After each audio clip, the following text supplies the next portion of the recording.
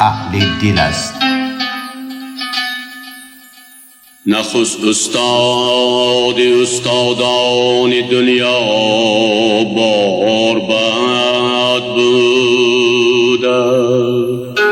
بخشیده به روز 6 مقام در شهر خوجند، فستیوال آزمون بین المللی تحت عنوان عشاق رحمانی با اشتراک نمایندگان شهر و ناحیه های جمهوری و مهمانان از کشورهای خارج دور و نزدیک برگزار می گردد.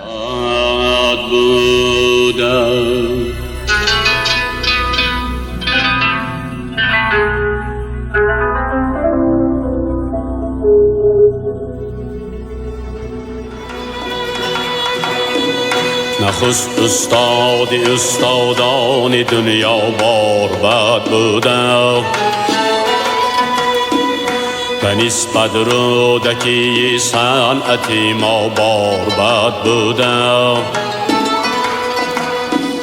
گرفته اندر عالم راه او دو بربط و قانون.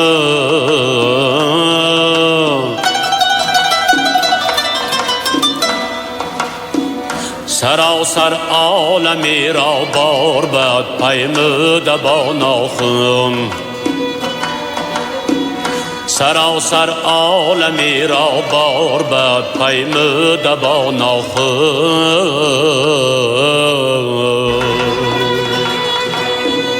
سنه 10 می آغاز از ساعت 9 در تئاتر خواجه کمال خوجندی مراسم افتتاح کنفرانس علمی و ادبی و برنامه کنسرت. سنه 11 می در تئاتر خواجه کمال خوجندی برگزاری آزمون بین المللی 6 مقام سرایان